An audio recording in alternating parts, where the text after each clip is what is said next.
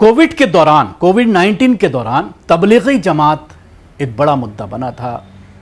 केजरीवाल से लेकर गोदी मीडिया ने तबलीगी जमात को जिस तरह से कोरोना वायरस फैलाने वाला बताया था और उसको लेकर दर्जनों एफआईआर दर्ज की गई थी। 1.5 दर्जन एफआईआर उन लोगों के खिलाफ दर्ज की गई थी जिन्होंने तबलीगी जमात के लोगों को अपने घरों में या कहीं पर भी उनको पनाह दी थी, क्योंकि विदेशी जमातें थीं।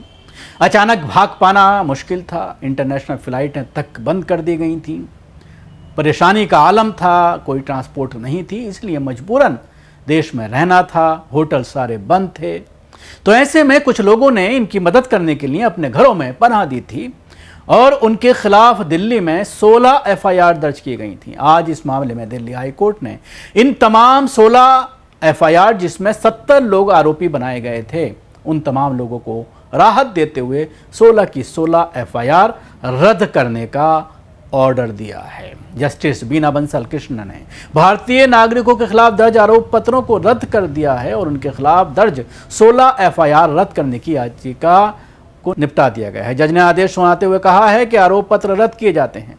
इस मामले में 22 अप्रैल को फैसला सुरक्षित रख लिया गया था। याचिकाकर्ताओं का प्रतिनिधित्व एडवोकेट आशिमा मंडला ने किया। जनवरी 2022 में दिल्ली पुलिस ने याचिकाओं को रद्द करने का विरोध करते हुए कहा था कि भारतीय नागरिकों ने न केवल दिल्ली सरकार द्वारा जारी जो आदेश था उसका उल्लंघन किया है, बल्कि कोविड-19 के प्रसार में भी योगदान दिया है। स्टेटस रिपोर्ट में कहा गया था याचिकाकर्ताओं पर तबलीगी जमात के लोगों को ठहराने का आरोप लगाया गया था, जो 31/3/2020 को हजरत निजामुद्दीन के मरकज़ में पाए गए और मस्जिद सैयद रफ़ी चांदनी महल के परिसर में रहने के लिए आए। वहाँ वे 31/3/2020 को पाए गए।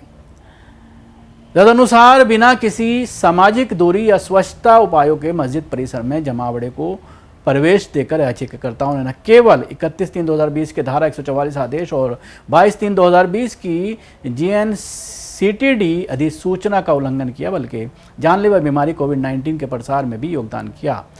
जस्टिस संजीव सचदेव मध्य प्रदेश हाईकोर्ट के अस्थायी चीफ जस्टिस नियुक्त याचिकाकर्ताओं की ओर से पेश होते हुए मंडला ने तर्क दिया कि दिल्ली सरकार द्वारा जारी निषेधाज्ञा में धार्मिक सभाओं और धार्मिक समारोहों पर विशेष रूप से प्रतिबंध लगाया गया, लेकिन मस्जिद या घरों में पाए गए लोगों को केवल आश्रय प्रदान किया गया। इससे पहले अदालत ने पुलिस से पूछा था कि जब शहर में अचानक लॉकडाउन लगा दिया गया तो लोग कहाँ गए होंगे।